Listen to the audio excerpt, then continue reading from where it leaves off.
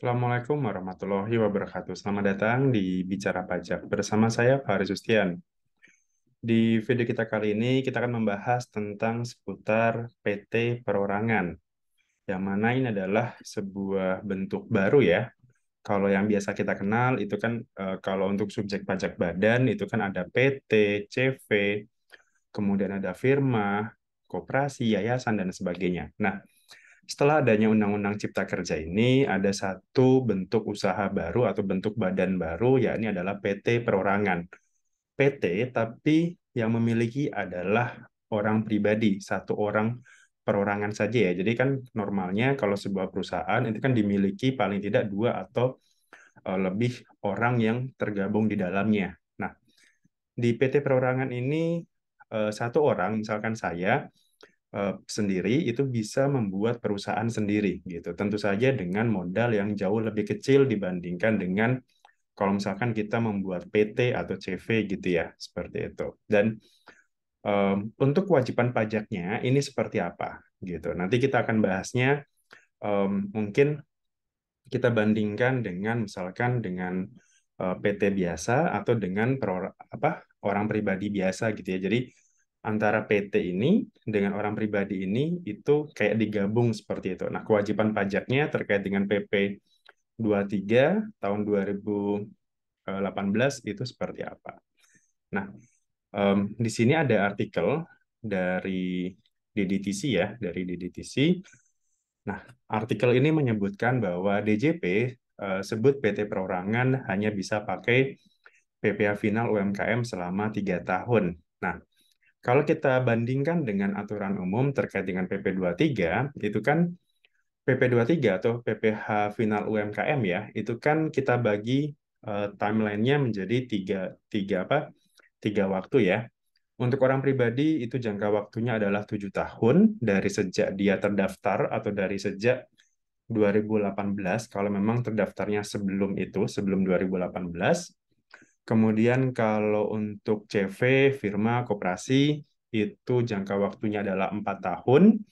Nah, untuk yang PT itu jangka waktunya adalah 3 tahun.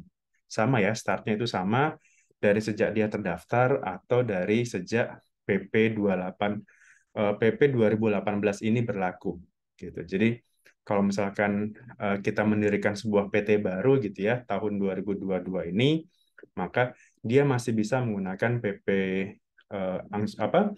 pajak final UMKM yang 0,5% itu sampai dengan 3 tahun ke depan, dimulai dari 2022 ini.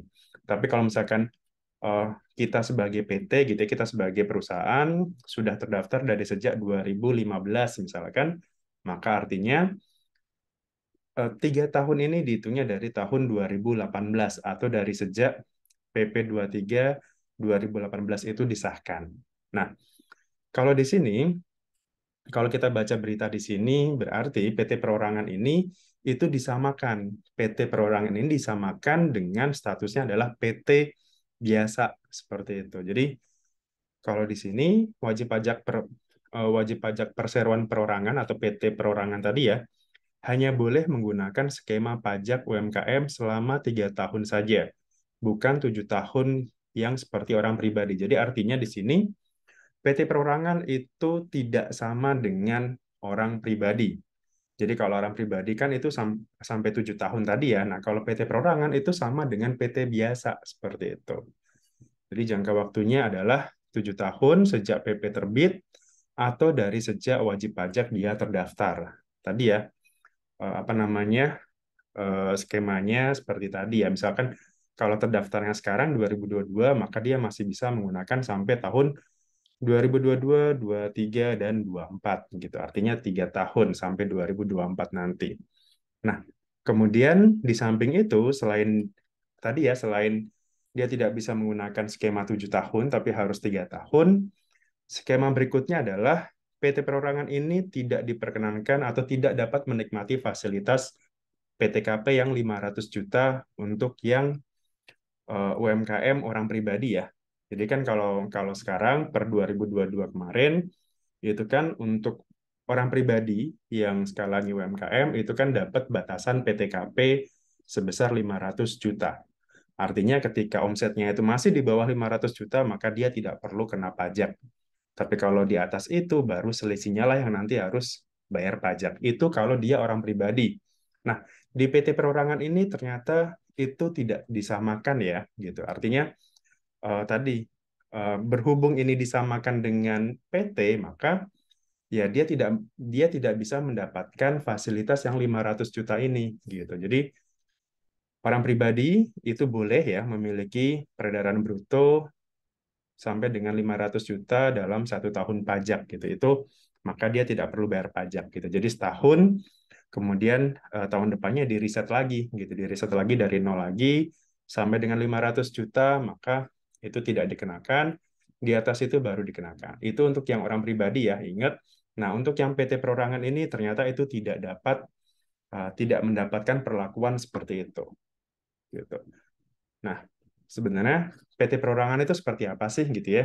Nah, setelah adanya Undang-Undang Cipta Kerja kemarin ya tahun 2020 nomor 11 ya terkait dengan Cipta Kerja, itu ada bentuk baru tadi ya, PT perorangan itu dapat didirikan satu orang di sini, satu orang sepanjang perseroan memenuhi kriteria usaha mikro dan kecil saja ya. Jadi kan usaha mikro dan kecil UMK yang mana modalnya maksimalnya adalah 2 miliar di sini dan hasil penjualannya maksimal 2 miliar gitu. Jadi modalnya itu kalau untuk PT Perorangan maksimal adalah 1 miliar dan omsetnya dia setahun itu maksimal adalah 2 miliar.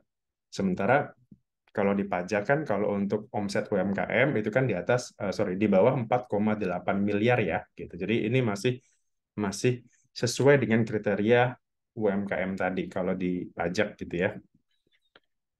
Seperti itu.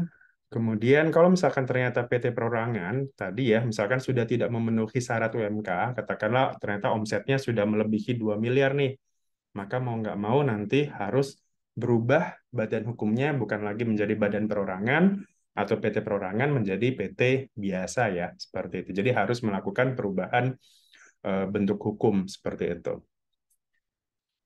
Oke, barangkali itu ya terkait dengan artikel yang ada di sini. Saya coba eh, istilahnya eh, dibaca ulang gitu ya. Tapi intinya adalah ada 2 poin tadi.